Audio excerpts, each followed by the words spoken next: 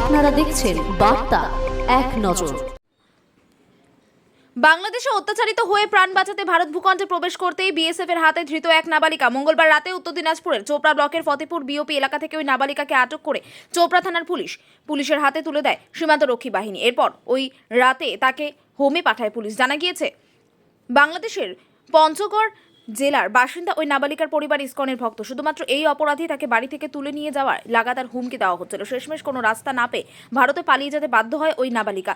জলপাইগুড়ির বেলাকোবায় এক আত্মীয়ের বাড়িতে যাওয়ার উদ্দেশ্য ছিল তার কাছ থেকে পুলিশ চোপড়া থানায় রাতে তাকে পাঠায়। এরপর জিজ্ঞাসাবাদের পর তাকে আইনানুগ পদক্ষেপ নিয়ে জেলা শিশু কল্যাণ সমিতির মাধ্যমে হোমে পাঠানোর ব্যবস্থা করে পুলিশ। বলছি, থানায় কেন আসছেন আজকে? থানায় আসছি স্যার, আমার সম্পর্ক ওই নাতিন হবে, তো আমার ফোন নাম্বার ওরা জানে, সেজন্য আমি থানায় আসছি তো ওনাকে দেখা করার জন্য। তো ওরা তো ওইদিকে আমাদের ইসকনের ভক্ত বলে ও টর্চারিং করেছে, তারপর ওকে কিডন্যাপ করবে এই ভয়ে তো ও আসছে, সেজন্য আমার ফোন নাম্বার ওরা নিয়েছিল, সেজন্য আমি আসছি দেখা করতে। আচ্ছা, উনি কি বললো? আপনার নাতি কি বললো, কি শুনলেন ওনার কাছে?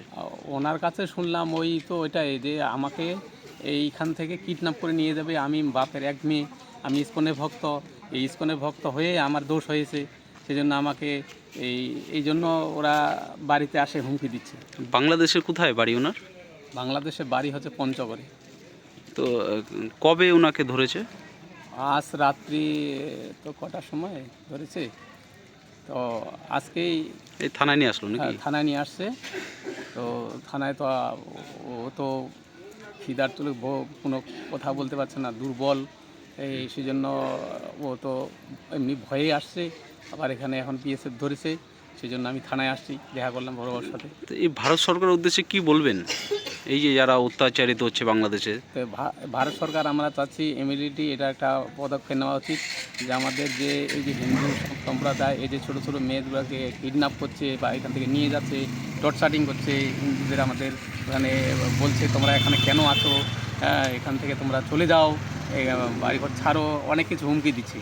তো প্রাণ ভয়ে একটা মেয়ে এখন কী করবে, তার ও বাধ্য হয়ে তারপরে এখন ওদিকে থেকে কাকে দিয়ে যোগাযোগ করে মানে পাঠিয়েছে। তা আমাদের মানে যে খবর দিয়েছে, ফোন করেছে, আমার ফোন নাম্বার নিয়েছে। আপনারা তো আমাদের যেহেতু আমাদের সম্পর্কের আত্মীয় সম্পর্ক, সেজন্য আমার এই বিপদ হয়েছে, তা আপনি একটু আসে আমার দেখা করুন, সেজন্য আমি আসছি। তো এইভাবে যে আমাদের যে ছোটো ছোটো কচি মেয়েগুলোকে টর্চারিং করছে তার হিন্দুদের উপর, তাহলে আমরা ওখানে ওরা কি করে থাকবে? তো সেই জন্য ওরা দুঃখে যে আমার সামনে যদি আমার মেয়েকে টানে নিয়ে যায়, কিডন্যাপ করে, তাহলে আমাদের জীবনটা বাঁচে থাকবে। আর ওর মারও মানে অসুস্থ, এক পা অসুস্থ, বাবা প্যারালাইসিস হয়েছে।